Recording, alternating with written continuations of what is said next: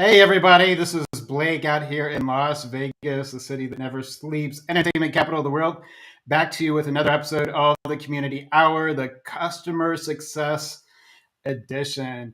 Today we've got Jay Nathan on. I just saw him out in Vegas. He was speaking at the conference, TSIA, I believe, Digital Transformation, amazing place. Jay's one of the biggest figures over in the customer success profession. So buckle up. Here we go. And just before these virtual curtains open and Jay Nathan comes out, let me just say a few amazing things about Jay and give you a little context about them. Jay Nathan is the EVP and Chief Customer Officer at Higher Logic. And some of you may only know him as being the co-founder of Gain, Grow, Retain, just an amazing community. They also have the customersuccess.io, which is an amazing resource. Jay's just a leader in the customer success profession, right? Jay focuses on leading and scaling SaaS customer success teams and sharing their learnings along the way. I'm so excited to have the one, the only Jay Nathan joining us here today. Cue virtual. Thanks, Blake. Yeah, wow. This is quite an introduction, and I feel underdressed, but thank you for having me. I need to have like a curtain, so it's like you're coming out from like the Jimmy Fallon show or Jimmy Kimmel or something like that. Exactly.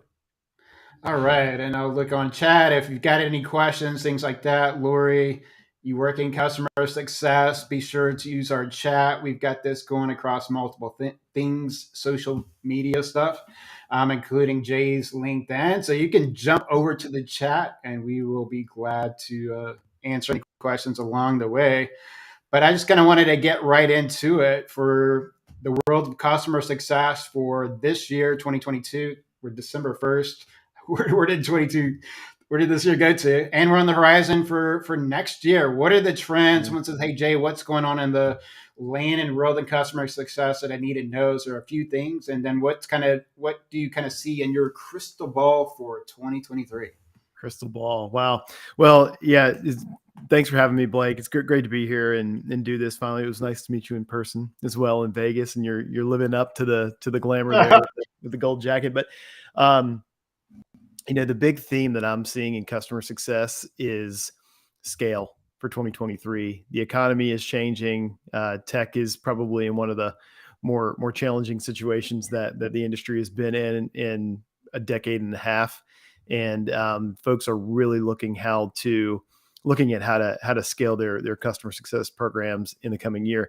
Why I think that's really interesting, and it's an interesting time for us to be talking, is because I believe to my core that community is a important element of how customer success is going to scale in 2023 and beyond. And so we'll undoubtedly get into more of that as we chat here. But that's the big theme. How are we going to take care of these customers, keep them in the boat with us through whatever happens next in the economy, 6, 12, 18, 24 months.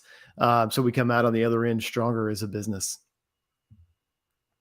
Nice. And I think, kind of one of the talking points, and it kind of just a lot that I talked to, they're like, hey, our team's smaller. We feel understaffed. We got a skeleton crew. We're trying to like conquer and try to keep up with all these customers, but we're small, we're scrappy.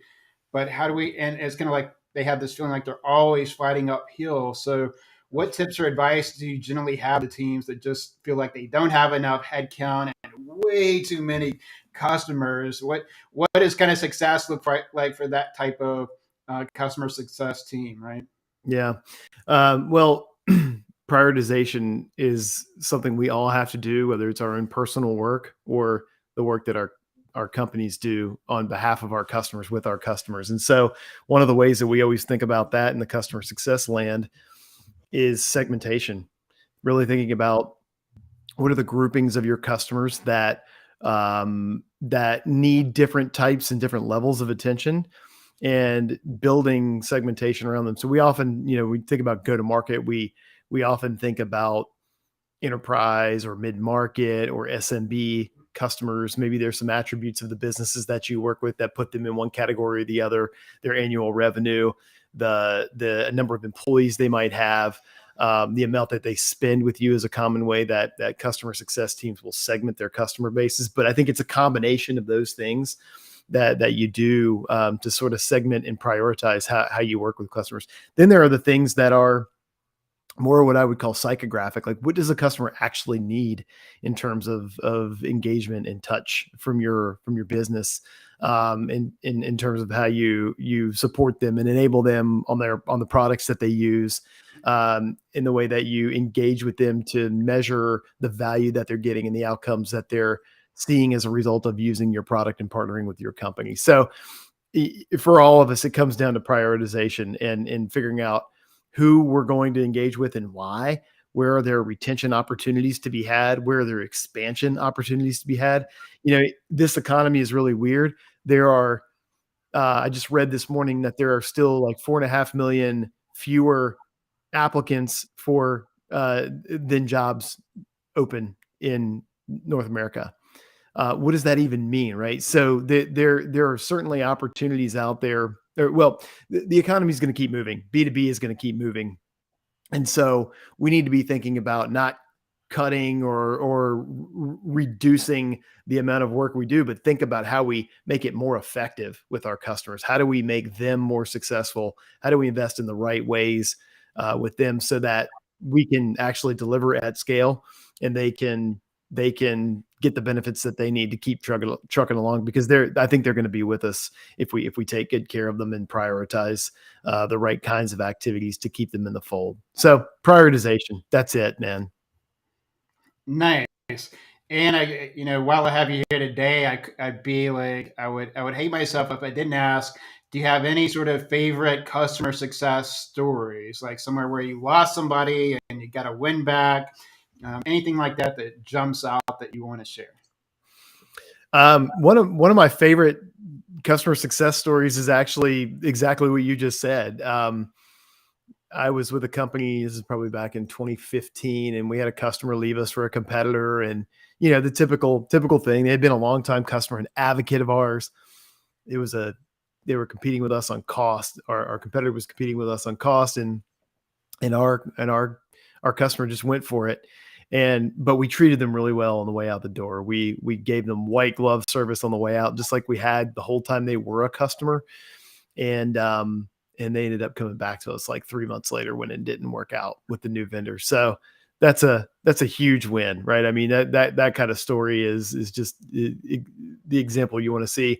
Other stories like it are, when you have somebody that leaves one customer, like a person, and they go to another customer and they bring you in, that's a customer success story too. I call that a customer for life, someone who goes to different companies and takes you with them when they go. That's a customer for life. No customer is going to stay with you forever necessarily. We all hope they do. But having a champion or an advocate of your business who will put their neck on the line when they go join a new business to bring your product or solution into their environment, that's a win. That's a customer for life. So got a few of those stories too. Nice. And then Lori says, the gold standard. Thank you, Lori. That's awesome. Yeah, and I think I thought she was commenting on your jacket at first when I saw that. Yeah. When I saw her comment come in. Another gold standard.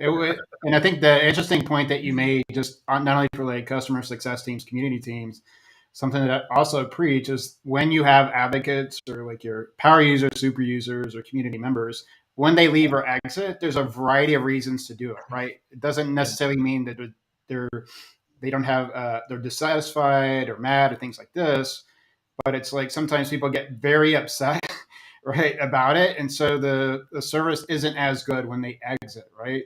But I like your point. It's like the white glove, that VIP service shouldn't stop just because that they're leaving at that moment. You could still get them back, right, at a later time, and then as people intercept them and just say, hey, what was your experience like working with Jay or Blake? You still want that to be positive. And I see oftentimes too much in not every community, but some, where if somebody leaves and they're kind of more of a VIP member, they feeling like, oh my God, right? They get this like terrible experience at the end. So you have to like not only think about how you're onboarding and acquiring people, but if they leave, you know what I mean? It's like crazy to me. Like you wouldn't want that to be a bad experience. Like you're throwing them out Right. of a nightclub, like you're a bouncer or something like that, right? Yeah, I mean, think about it. The marketing is changing. The way we go to market is changing as a business. And what's happening is the techniques that we've used over the past decade to go and generate interest in our companies, the inbound marketing, content driven kind of approaches, they've been really used heavily by a lot of people. And so we're so saturated now with content and information that it's hard to stand out. It's hard to get your message across if you're trying to sell or position anything, no matter whether it's software or consumer packaged goods or anything, right? You have to really do something different. But the thing that is more powerful than any marketing dollar you could spend is the words coming out of one of your customers' mouths. If you can make that happen, you can cover a lot more ground at a lot lower cost. And again, cost is something that I think everybody's going to be really conscious of over the next 12 to 24 months. So advocacy, brand advocacy on behalf of your customers continues to be a really big focus for customer success, whether it's through the mainstream customer journey or part of the offboarding process. You got to leave customers in a state that they're going to sing your praises even after they're gone. Right. And kind of like, let me get rid of a spammer. Yeah, that's always great. The joys of LinkedIn Live. I've never experienced that before. No, it's YouTube's still got some work to do. Oh, YouTube. Okay, we're everywhere. This is cool. Oh, I can see that. I can see some people looking on YouTube here. Oh, okay. Yeah. So one, yeah. So one interesting thing for you've got like your gain, grow, retain community. So which is an amazing resource. And so just if you could talk a little bit about like being the co-founder, forming that, and it's just this vibrant community where people are talking, and kind of explain how that could be a great resource for people. Yeah, sure. So Gain, Grow, Retain is and we call it GGR for short because it's a little bit of a tongue twister, but it's a community for customer success leaders. And it actually started, I would say, we didn't know it at the time, but it started back in like 2018, late 2018, early 2019. We launched a podcast. I had a business at the time. It was a consulting business, and we created a podcast we were consulting with B2B SaaS companies on customer success. And so we started a podcast. We started writing a lot on LinkedIn, blogging, all kinds of content. And what we realized is that people were hungry for information and ideas and new ways of thinking about what we were seeing as consultants. Fast forward to beginning of 2020, we all know what happened then. The pandemic hit us all, and all of a sudden B2B technology companies were sort of thrown sideways, and everybody was trying to figure out with very short notice, what were we going to do as a customer success? Like what are customer success teams going to do across the industry? How are you going to handle customer requests for concessions on contracts? How are you going to make life easier for your customers so that they could get through the pandemic and the downturn that happened then, so that you'd have those customers with you on the other end? There were a lot of questions like that. And so we actually launched an office hours call. It happened every week, every Thursday, still happens every week, every Thursday.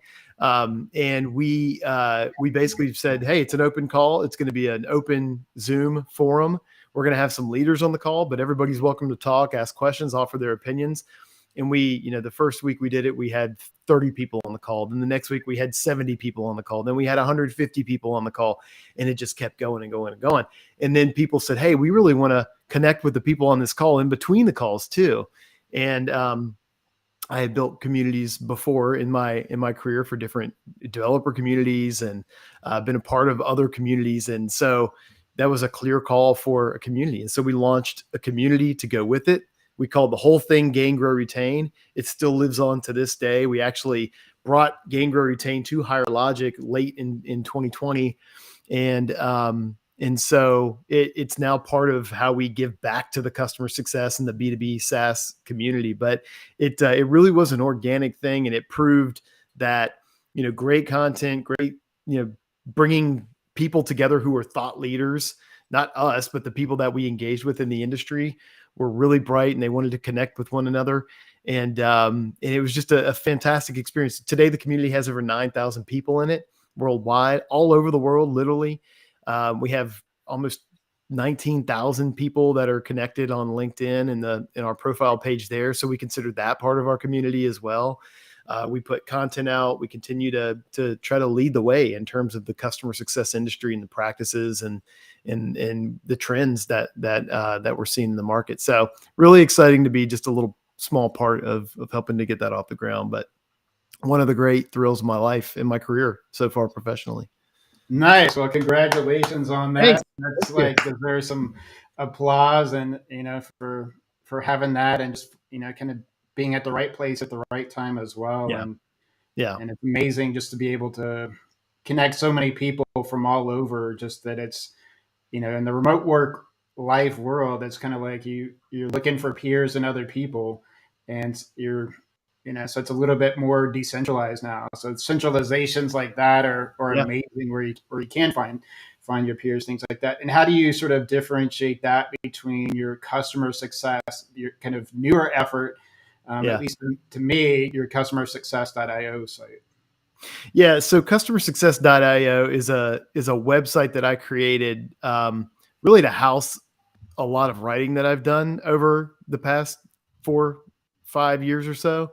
I started writing on LinkedIn, like I said, back in 2018 or 2019. And there's just, there were, a lot of things that I had written that I hadn't seen myself in a long time. So I did a little initiative just on the side, just to go pull out a bunch of that content.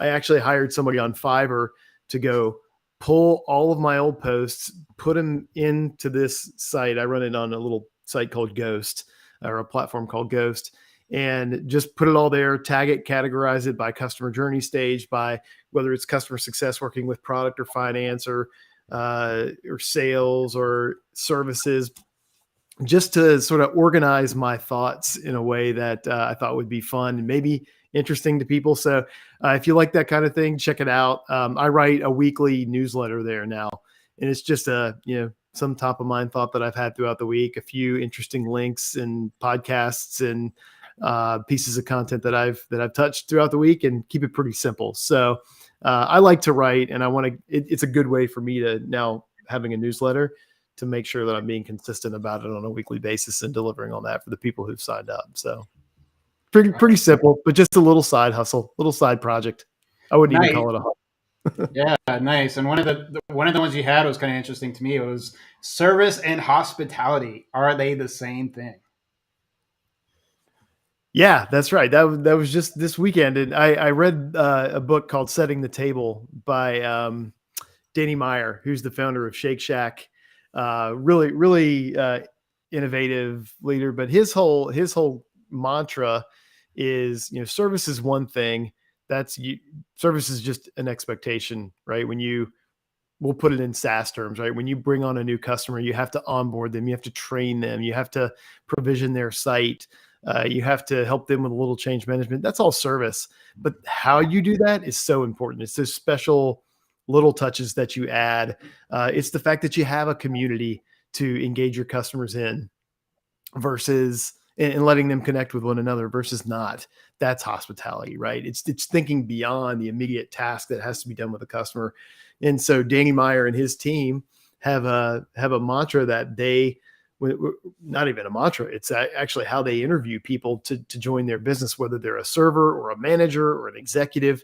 You have to be at least 51% hospitality, 49% service. So you have to know the domain, you have to be able to deliver, but even more important, you have to have a knack for making people feel better when they leave than when they started working with you. And I think that's just such an important concept. So I sort of latched onto it. I like that, but I didn't come up with it, so I won't take the credit for it. No, it's like there's just so many like meaty topics. I have to just stop myself from reading a lot of the stuff that you're posting up there, which is amazing. Thank you. I appreciate it. And another really interesting one, and it just popped up when I was on LinkedIn. So you had this LinkedIn post, which is like most of yours, like gets so much engagement and people talking and like, wow, this is amazing because you can, like in customer success, just the way that you phrase things and boil things down and package them up is amazing. And so on one of these LinkedIn posts, you say, I really like, or sorry, that's, there's no magic or dark art to customer success, right? There's no magic or dark art to customer success. It's a matter of focus on just three things: one, relationships; two, value; and three, engagement. Yeah. So, customer success is a relatively new phrase. It's become more mainstream in terms of B2B SaaS over the past decade, say.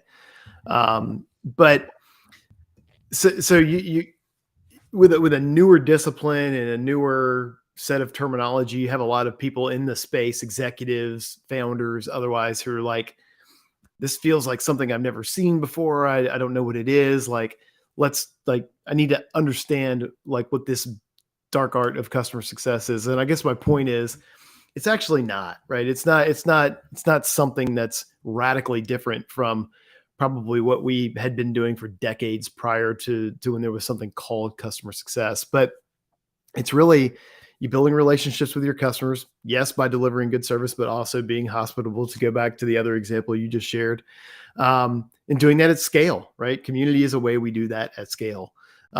Value, part of customer success, the reason customer success grew up as a thing different than what we had prior to software as a service, is that we could actually see how much value our customers were getting from our products now because we're running in a SaaS environment.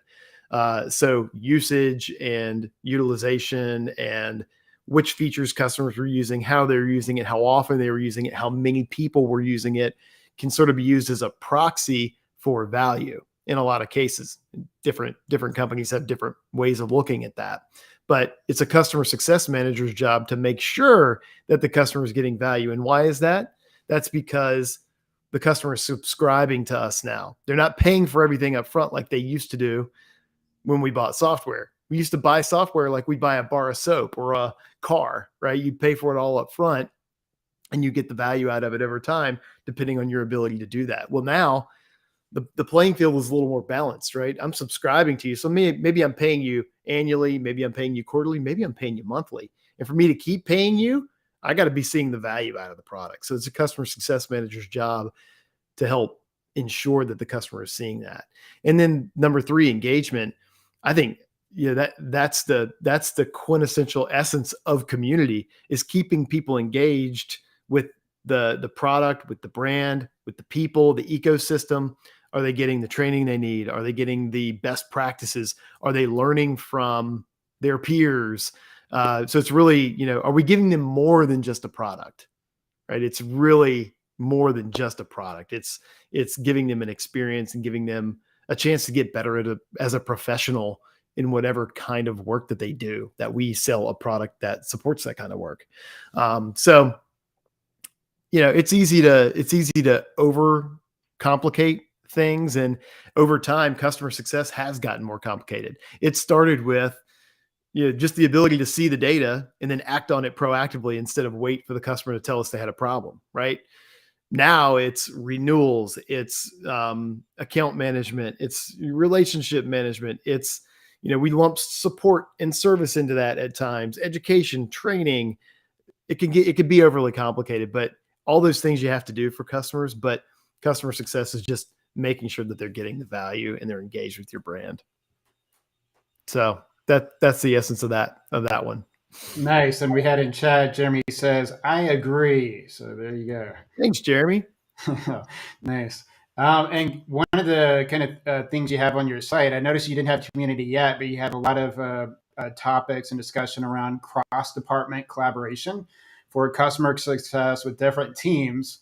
And so what I was curious about from your vantage point, because I'm on the community side kind of looking out, but Yeah. but you also, you're also at Higher Logic, so you work with community. So for that cross-department collaboration between customer success and community teams, what do you see as kind of the benefits and challenges, right? And kind of like how should we be like working together? I see it at some companies, it's amazing, it's great, and at Yeah, other companies, neither team could probably say name a single person on that that's other right. team. Okay, you just hit on a hot button topic for me, and I want your opinions on this too. So Okay. and I actually just had a really interesting conversation with one of my colleagues about this. So a community professional typically looks at the community as the center of everything, right? And so they can look at the community and say, well, we can use community to make customer success more efficient and more high touch and better experience. I could use it to support the sales enablement process. I can use it to support prospects who are trying to learn more about what we do. I can use it to challenge support case volume, right? This is a really traditional example of how to use a community. Customer success people don't look at that community the same way. They look at, in fact, to your point, a lot of times they don't even think about community at all. They would think about things like onboarding a customer. They would think about things like having an annual business review where we're looking at metrics and dashboards. They would think about maybe some training opportunities to go put our training team in front of the customer. They would think about things like a renewal, or one of the classic cases, customer success managers often get hit with product feature lists from their customers that say, hey, I love the product, but I need to do these 8 additional things, right? So they're looking at it very much from a process. But you and I, Blake, and I know what you're thinking, I think as a community professional, you're like, you know what? Community can support every single one of those. It can be sort of the underpinning underneath a lot of those different kind of processes that have to happen. And I like the way that I think it's Holly Firestone says it. The community is it's not the icing on the cake. It's actually the flour in the cake. It's part of everything. It's a piece of infrastructure and fabric that the entire customer experience is built on. And I believe that you can actually scale the customer experience on, as well as making it better for the customer at the same time. So, but it's interesting. You said what you said, because I talk to customer success people all the time. On one hand, I talk to a lot of community people on the other hand. And whenever I ask customer success people, like, tell me how you're engaged in the community or how you're using your community, knowing full well they have a community in their business because we run it, they're like, oh man, I don't really know. Like, seems pretty cool what they're doing over there, but we're not really engaged in it at all. So my question for you is, how do we get customer success teams more engaged and invested in communities? Because in fact, I believe they have the most to benefit from community of all the other departments in the organization. Customer success has the most to benefit. And I think they have the most to offer customers by way of community. So I don't know what your experience has been there, but I'll turn the question around on you if you've got some thoughts on it. Yeah, I mean, it's like I think like that like 10,000 foot view for a community. It's with the customer journey. It's like, where should community intercept or add to that experience across a company? Like, so when the customer's coming into these different touch points, and it's kind of like, but it's not like a straight line. So we're going to intercept in different parts. And so it's kind of like, to me, it's a value add. So in that customer success team or some of these other teams, where could community be a value add to what they're trying to do? Either a time savings or just Yeah. something around the experience. And it could kind of vary company to company, but how do we make your lives easier? What are the community programs and ways that we can do it? And typically on the community side, when I'm starting to put programs together, like, here's another avenue for a customer to join and be a part of it, right? And so now I'm intercepting them. So the customer success talks to them, whatever. Then I intercept them with this community program or events activities. And so Yep. then when the customer success or sales, anybody else then has to talk to them again, we're keeping that same white glove treatment, right? We're trying to, like, across that customer journey, how do we like raise the bar? And so now it's like customer success gets, a more fired up, engaged customer, or sales. They're just like, shut up, take my money, on the renewals, things like that. And I mean, you know what I mean? So it's like this almost Yeah. like marathon of the baton, right? And we're Yeah. just improving that because at big companies, you're like, why is customers like, why do it when I talk to this one department, it seems like this completely different company, right? They're slow to respond. If I get a response, they seem a little bit more tuned out. But when I talk to maybe customer success community, they're fired up and things like that.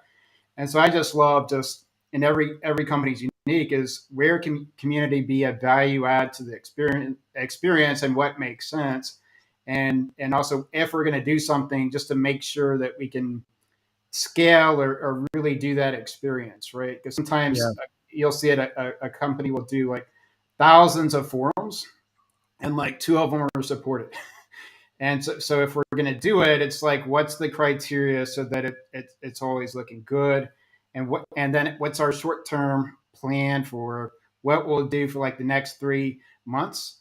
But with a lot of companies in that 10-foot view, it's like there may not be traction depending on what they're going through at the time. But at least say, hey, for this quarter, maybe we're not going to work together, but let's start putting like some deliverables together and then getting on the same page. And I think and then just wrapping that up is kind of the clarity of for the other teams. So what instead of giving me a general, here's what community does, but for your department, can you break it down, add clarity to how community can help me, and what are the things I need, like an event calendar, like and something there where I can kind of see the types of stuff that you're doing, something understanding like the programs and the ways that we could like intercept and work together. And so it's like, and when I say like programs, like super user program or new user program, and so Yeah. like one of the things for like new members is sales enablement.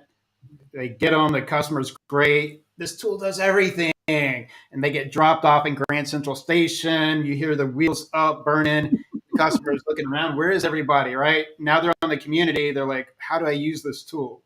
So a lot of Right. times that Yeah. 30, 60, 90 is like, and working with customer success, other teams, like, how do we put a program together to extend for like your first experience, your honeymoon phase, right? Your first impression is we've got something dedicated for you to orient you in there. So you're not just dropped off at Grand Central Station in New York and Yeah. literally no idea like where to go next. And That's so right. then it's like, you can drop in like your customer success team and doing things like this. It could be like a monthly event. And so you're kind of able to start to do some stuff at scale, hit people like in different ways, but kind of like you can start to do things at different things. And, but yeah, so it's kind of like but for me, and the other point is as a community professional is like always getting in FaceTime with every department across the company, even if there's no like connective tissue at the time, to at least start building the rapport. So even so, it's going like crazy. So there's like you think of a department, say sales that you've never talked to, just have a one-on-one with them, take them to Yeah. lunch, at least do the stuff, and then when you do need them, it's not like you're starting from scratch, right? At least Yeah. stay on the radars of everybody else, because in that sort of hub and spoke of community where we're kind of giving people the best version of the company, or at least trying to, it's really critical to be as cross integrated as possible, because again, I'm just like that customer journey, Yeah. always painting this amazing picture and hoping every team, as we're intercepting, dropping them off, that we're doing a great job. And even like one story was like, oftentimes when we had like customer visits, at big companies, it would break down because like what we didn't factor in is all these other buildings people had to get to. So then I realized we had to have like basically like handlers. And so I could have like an intern or people in different roles get to spend time with a community member as they're going around. And so we're doing all these handoffs, right? So you can see like literally what I'm talking about. You're handing them off to the different people like in your life. And Hmm. and our VP, who was big, had like no time. But what we did is working with like their assistant is we got a limo. And so they're coming over to an event. So it picks up the customer with a thing. The customer gets to ride in the limo, gives the feedback, talking to the VP, drop off to the other site, the other handler takes them in. I forget, it was like in the new orientation program, and boom, it gets them. And so that really is like the constant kind of like thing that we're always trying to do. This the handoff. Every time there's a handoff to the community, it's always a great experience. Yeah, that's cool. You touched on the hospitality theme there too. The visual that I got when you were talking is, customer success teams have traditionally been built for high touch one-to-one interaction. And so that works really great in the moment most of the time, as long as you have people communicating with one another that are what's the word? That are compatible with one another. But then you have these big drop-offs in between, right? Because customer success managers are busy. They have lots of accounts to manage and keep up with typically. But what you're talking about with community is you're making the trough between those interactions much less deep, right? Because there are other programs, and I love that you use the term programs because that's the way I think of it too. I actually think community leaders are scaled customer success people. If you ask me really what I think, that's what I think.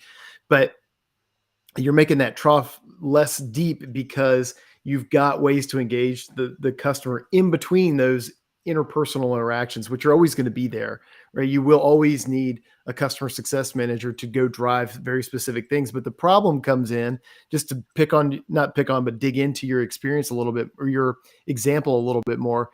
I was on the phone. Actually, we were doing a podcast with one of our community members just a few weeks ago, and what they were doing, they had a team that was doing like 5 new user onboarding calls per week with individual customers. So they said, okay, the madness has got to stop. That's 250 of these a year per person that was doing it. Why? What's the value in that? That's a relatively, it's risky to do that because I'm doing it so many times. I'm probably doing it by rote. I'm not really thinking about it. I'm just going through the script. I'm knocking it out because I got to do 18 other things today before I log off. So what they did was they set up a scaled new user onboarding program, which twice a month now they have a workshop call where new users can go. They can get a great experience because that's a well-designed webinar. They can go to the new user part of the community after that call that's specifically meant for them, where they can ask all the types of questions that a new user would have in an area or a topic of the community that's specially built for them. They're going to get answers because somebody's monitoring it, and you just freed up hundreds of hours per person per year. Like, the cost reduction element of that is huge. And I think it's going to be, so when I say scaled CS programs, that's what I mean. You build it, community is part of the structure to build that. But typically customer success teams have been built for one-to-one interactions. And I think that's going to be something that you see change. It's back to the initial sort of point that I made as we kicked off. That's going to change in 2023. It's got to. Right. And then a really cool customer success professional that I just met up in Troy, Karen brings up the point. One thing we need to consider from I guess C's or CS perspective is we deal with execs to the key customer champions, and not all are in the community or should be. Yeah. Well, it's a good point. I would say they don't all have to be either. There's big C community and little C community. Your online community is one way that your actual ecosystem engages, but you might not need to have them in your online community for them to be part of your ecosystem or your community, your little C community, right? So we've all been in companies, I'm sure, that have different programs that target different personas in different levels within the organizations we work with. I've been, part of companies where we had exec forums and exec retreats where we would bring a handful of the executives to meet and work with each other for short periods of time, exchange notes. It was really more thought leadership collaboration. It wasn't us selling products. It was really us building customer advocates. So I think the point I think it was Karen made is, did I get the name right? Is Yep. absolutely spot on. They don't all need to be in the community, but you need to think about how you embrace them from an engagement and a brand perspective. Yeah, and it's kind of interesting. They're like, everyone in the company should be on the community. It's like, no, but it's like, when I do intercept anyone from that company, providing a great experience for them, and then in those personas, like, it's like being able to cater to them, right? So this type of person for the company, they all want Doritos. I'm trying to solution Doritos like on the community, realizing like not everyone's going to have it. Some people are just going to be like the browse and consume, but essentially Mhm. like being that value adds from the company. And it's kind of like, even if not everyone is there, the people that are there, just one person at a company could be like your biggest advocate challenge. They could be at like meetings on budget that you never are going to get access to. So they're like, should we use this SaaS tool? Your internal community champion is like, hell yes, we should use it, and things like that. And it's just really, yeah. So it's amazing, but it's not necessarily like designed for every single person there. But for the ones that we do intercept, we're just focused on providing meaningful value to what they're doing. So it's pretty great. And let's see, we got another question from Vipul off LinkedIn. So Vipul says, "Hey Jay, how do I bring my customers together when I know my product is not mature enough and every customer of mine has their own specific requirements?" Said every SaaS customer success person ever, right? I mean, and I'm not belittling your comment, Vipul. I think that's a really good point. What I would say, I talked a little bit about this office hours concept that we used really to launch Gain, Grow, Retain. That's something that we've also launched at Higher Logic for different parts of our customer community. And what I would say is, yes, it's about the product at some level, but even when you think about community, it goes beyond the product. It goes to the the person that you're working with, the role that they're in the company, and what their common challenges, opportunities, and goals are.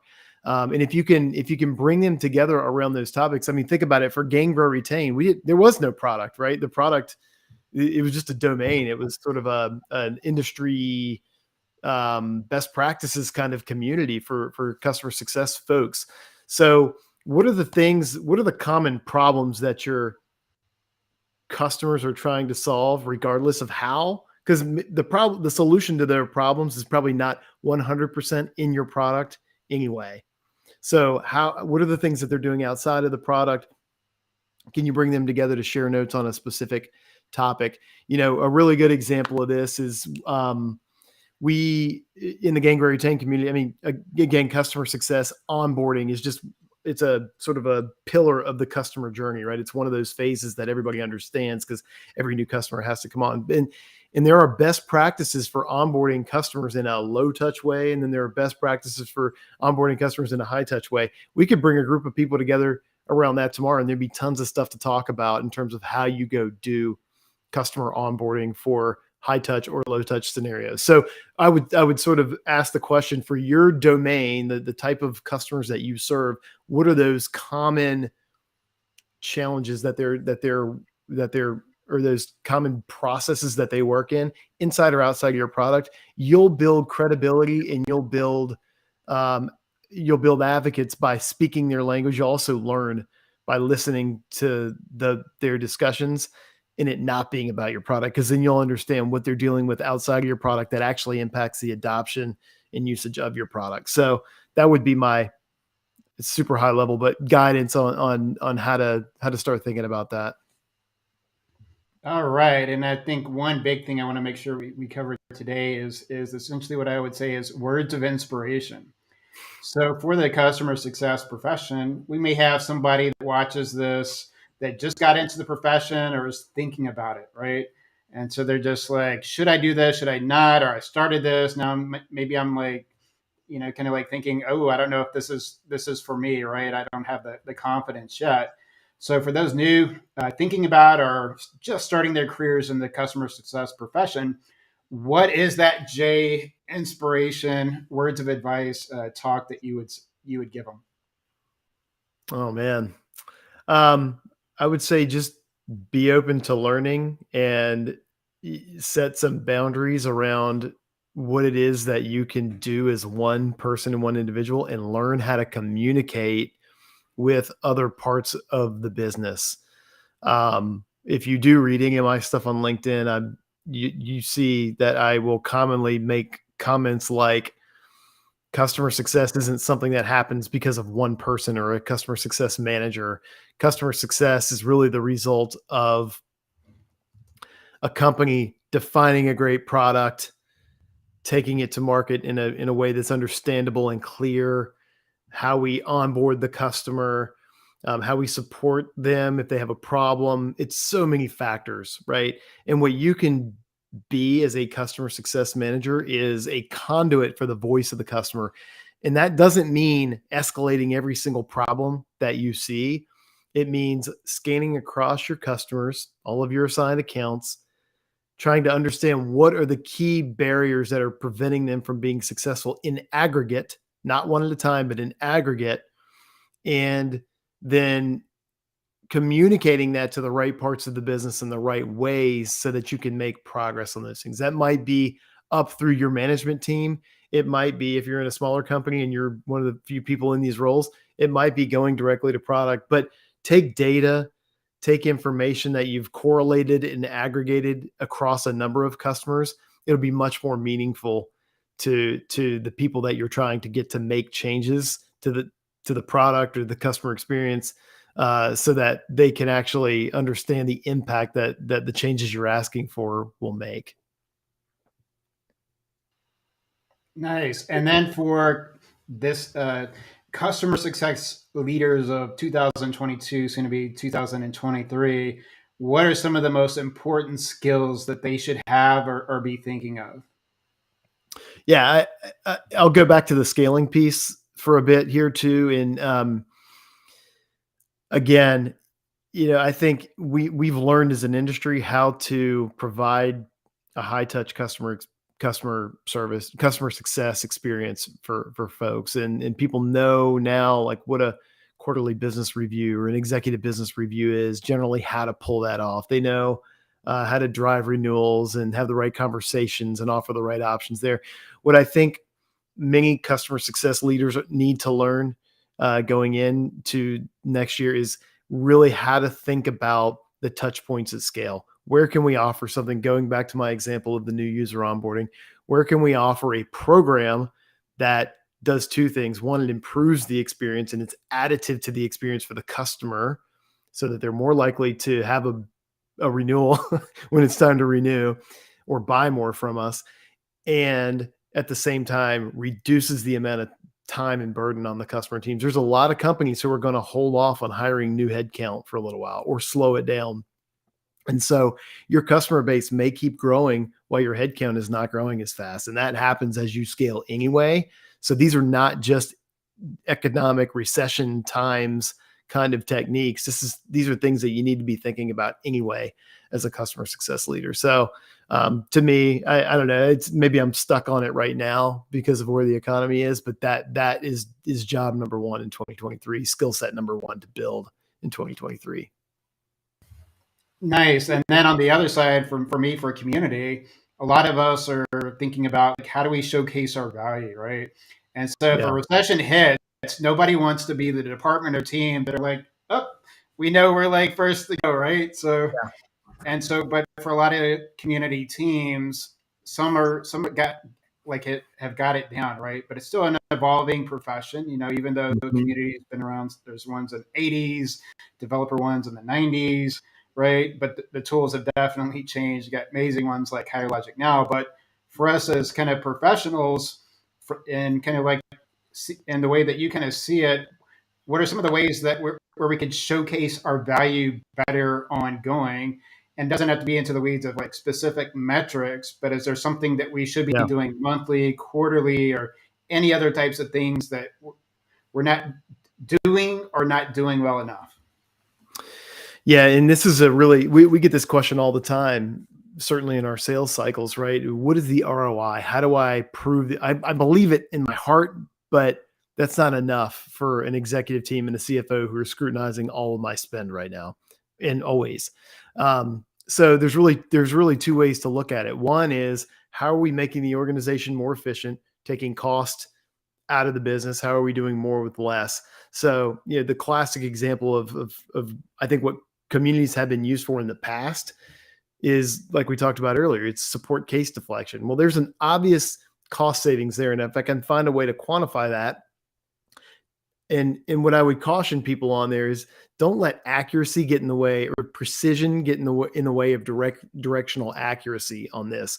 Make some assumptions, show ROI. How many reduced support cases do you think you're delivering for what cost?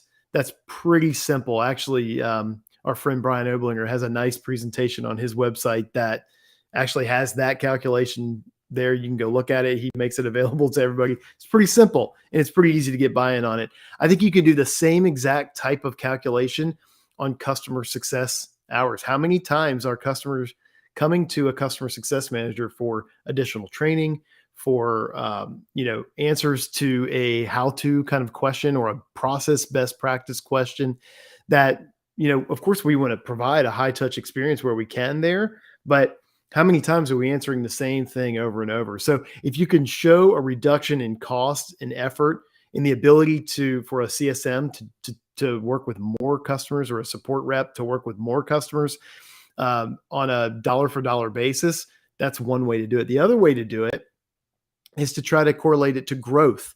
And growth for us is really two things. It's either improving retention, which drives growth up, or it's improving sales and bookings typically in a software company.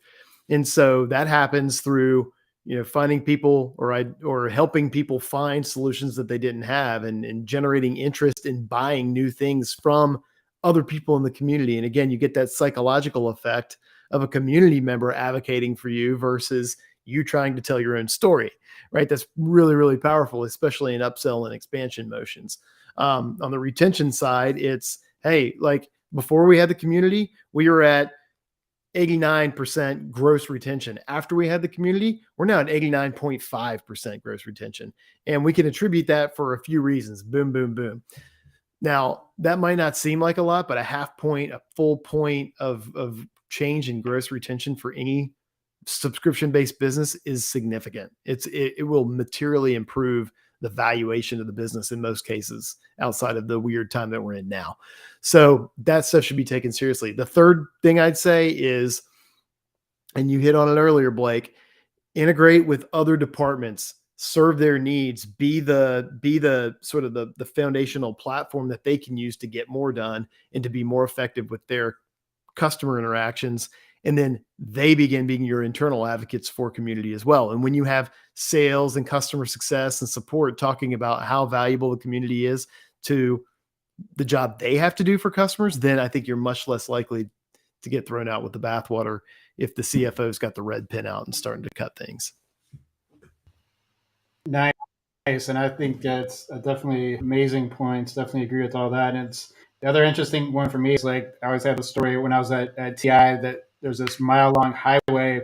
VP stops me. It's like, Blake, I got about 15, 30 seconds here. Tell me why I should care about community. Go. And so it's kind of, you got to know, like, be ready for those moments to just, in 15, 30 seconds, why should an executive care about it, right? And that could be make or break, but it's like boiling it down into like business outcomes, right? Not just like the kind of, sometimes all they hear is this marketing happy talk, right?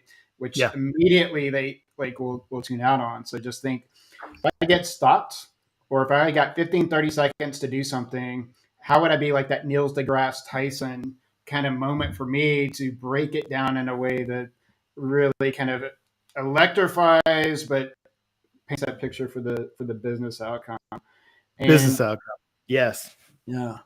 And as we kind of wrap up here today, so I was going to say, like, your friend Adrian over there, he's got a book, Accidental Community Manager. I'll have him on the show next week. But do we have a book from Jay forthcoming? I mean, your customer success IO site's like really good. Is there a book from you? And also just that higher logic, vanilla higher logic. I call it HLV sometimes, but what are some of the cool things there for community professionals to go, ooh, what are some of the new things that you're offering there? So kind of a two-part question. Yeah, sure. So no, I don't have a book. And maybe in the future someday I've thought about it, but for now it'll just be my writing on customersuccess.io and LinkedIn, of course. Yeah, I mean, higher logic vanilla, what we're really trying to do here is help customer success teams, B2B SaaS companies, tech companies understand the power of community. This platform's been around for over a decade now. It's got everything you need to be successful as a community professional. So we're working on making it easier to implement, faster to deploy, which we've made significant progress on over the past year. We're doing a lot of integration into other ecosystem platforms. So if you think about support systems like Zendesk, customer success platforms like Tatango, Churn Zero, Catalyst, making sure that our data from the community and customer engagement in the community shows up in those platforms so that CSMs can take that and understand how to go interface with their customers. What are the other advocacy and marketing and kind of products that we need to integrate with? The big focus for us is making sure that we don't exist in a vacuum, right? Just the way we've talked about community being part of the functional ecosystem across the board of a SaaS company or a technology business. Same with the actual community technology itself. So we're focused on making the integration stronger, faster, and more lightweight, and giving you access to the data so you can do more with it, integrating it with the CRM. We've got a beautiful integration with Salesforce that allows you to really take that data and integrate it into your sales motions and your customer success motions. So a lot of great stuff planned. On top of that, just finding ways to drive more engagement in the community organically with the products themselves. So excited about that. We actually, anybody who would like a demo, just come check out HireLogic.com and send it, or actually right now you can go to vanillaforums.com. That's still up and running. Although we're merging those together, but you can come and we'll give you a demo. No strings attached. We'd love to have more people see the platform and start to understand how it can benefit their customer success efforts. But thank you for asking. And yes, we're proud of moving this book too. Yeah. One of the things I like with Higher Logic, it's like typically a lot of the stuff you're building like yourself or just out of the box, having to populate, customize for a lot of teams. That's 6 to 12 months of work. You get that out of the box with like Higher Logic with these pre-configured, ready to go, high performing, communities with engagement, just kind of right there out of the box. And so getting 6 to 12 months and having to have all these other teams that otherwise you would have to get engage with. So it's just from a time savings. And even if people haven't connected all those dots, you've already figured it out. Here's the configuration, the template, what I need to go, and boom. So going to wrap this up with some lightning round questions for you. And then we'll circle back in that remaining time. So lightning round questions are just these kind of fun ones today. I know some people will probably be dropping off for their next meeting. That's going to be like so exciting, but we know you're going to have such a letdown after you've seen an hour with Jay and me. It's every other meeting is going to be like, why is this meeting so boring? And then you're like, oh, Jay and Blake are not here. So lightning round question number one, we're in December. Do you have any holiday traditions like big family get-togethers? No big family get-togethers. My wife and the kids have I guess we all do, a Christmas pickle that gets hidden in random places around the house. It's not a real pickle, it's an ornament, and then people have to find it. So it's just one of the weird things we do. I never thought I'd say that out loud, much less live on LinkedIn, but I just said it. So. Yeah, good thing we're not like broadcasting it anywhere. And then the lightning round question two: as the year closes, 2022, what are some of the things that you're most thankful for as we wrap up the year? Thankful for my family, my friends, my colleagues. It's all really about people for me. So nice. And then just kind of for everybody who's always looking for with kind of like decision fatigue across infinite amount of like streaming options, book options, music options. So is there any like TV shows, streaming shows, books, movies, any sort of like things in art outside of all of the world of business that people should be checking out that you recommend? I have been listening to a podcast now for probably about a year called The Diary of a CEO. Steve Barrett, I think it's his name. But very, very good podcast. not really business oriented, but there are a lot of cool business leaders in there that business leaders, musicians, people who are sort of big name folks. It's it's a good podcast. So that's my favorite right now. Diary of a Nice. CEO. Nice. And then I was just kind of scanning just the last thing. So I think with the pool, he's kind of like he says that the management doesn't really believe in customer success, more into customer support. He's kind of like, how do I kind of like manage that? And just with that kind of retention and churn, is it kind of more of a customer success activity to an organizational activity? Yeah, there's probably a longer discussion there, and I can respond in the LinkedIn thread as well. But Yeah. yeah, I mean, it support is a dial tone. I call it a dial tone kind of thing. You got to do that, and you got to be good at it. If you're a technology company, customers are going to need support. But then beyond that, there's activity that you drive proactively to go really make sure that customers are getting the most value. So there's a lot of literature out there on this, and different ways to present and defend this strategy, and but it's got to be right for your business. I think it's healthy to scrutinize it, because otherwise you build a function that can't make an impact or doesn't make an impact on some kind of business outcome, and that's a problem too. So I would say, take the feedback from your CEO or your leadership team with a grain of salt, and go figure out, like, what does a valuable customer success motion look like for your business in particular. Nice. And I saw Tara asked, and we kind of hit on this already. So I don't know, Tara, if you came in a little bit late, but in your opinion, how do community efforts contribute to revenue for business?